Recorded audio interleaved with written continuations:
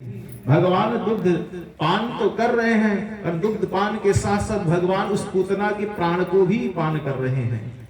धन्य है पूतना जो भगवान उस पूतना के प्राण को भी पान कर रहे हैं। चिल्लाती, और जब चिल्लाती छोड़ छोड़ तो भगवान डांटते, अरे मौसी तुम तो इसीलिए आई थी ना दुग्ध पान कराने के लिए।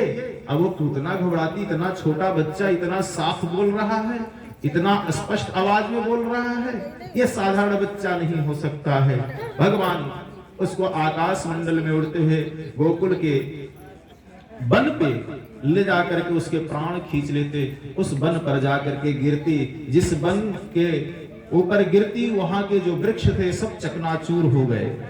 पतत्मानो हो तद्देह, उसके शरीर गिरने से जो वृक्ष थे वह चूर्ण हो गए, पाउडर हो गए भैया, इतनी विकराल थी वह, उसके प्राण निकल गए।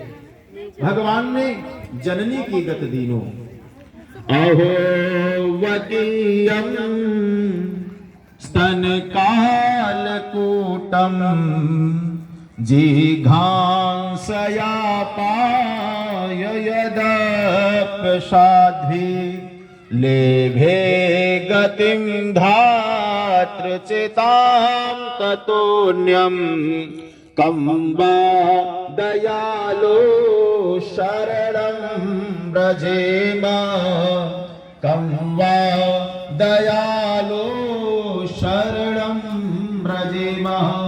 हमारे ठाकुर जी, हमारे गोविंद इतने दयालु हैं, इतने करुणाकर हैं कि उनको विष लगा करके आई थी पान कराने के लिए, भगवान को मारने के लिए, पर भगवान ने पूतना के विष देने का भाव नहीं, भगवान तो इस भाव को अर्जित किए तो मुझे दुग्ध पान कराने आए थे।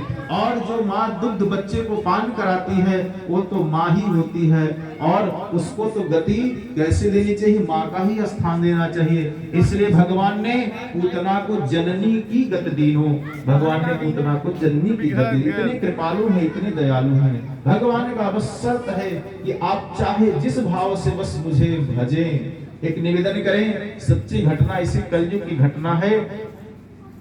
वृंदावन में एक बढ़िया माता रहती थी, घरों में जा करके गौ के गोबर को ऊपर पाथती थी, कंडी बनाती थी।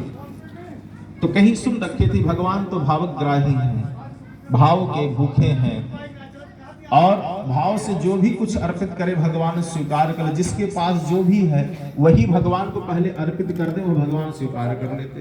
तो बुढ़िया इतनी गरीब थी, घर घर में जाती, ओपल पाथती, और उसके पास रहने का स्थान भी नहीं था। कहीं जहां रुक जाती तो रुक जाती, रात्रि व्यतीत कर लेती।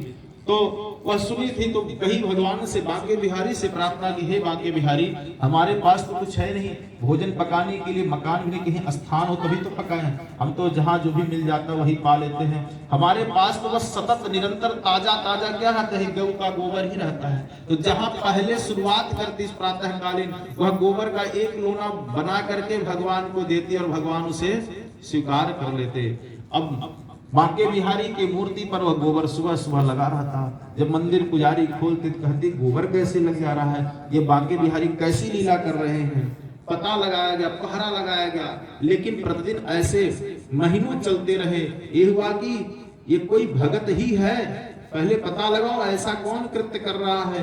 पता लगाते लगाते 6 महीने बीत गए। और बुढ़िया माता को सुबह सुबह बांके बिहारी के मंदिर के जो सेवक थे वह देखे ये बांके बिहारी का नाम लेकर के लोना बना करके फेंक रही है, भगवान इसे स्वीकार, उसको पकड़ करके लेकर गए बांके बिहारी के मंदिर में प्यारे। और जब लेकर के गए तो वह उसको बता नहीं रहे कि किस लिए ले जा रहे हैं। पुजारी के सामने जब पहुंची वो बुढ़िया तो पुजारी ने कहा कि अरे भैया इसको और कुछ नहीं मिला, तुमको यही गोबर ही मिला, हमारे भगवान के मुख के स्वाद को बिगाड़ दे रही है, तुमको यही मिला था। तो बुढ़िया तो जब सुनी क्या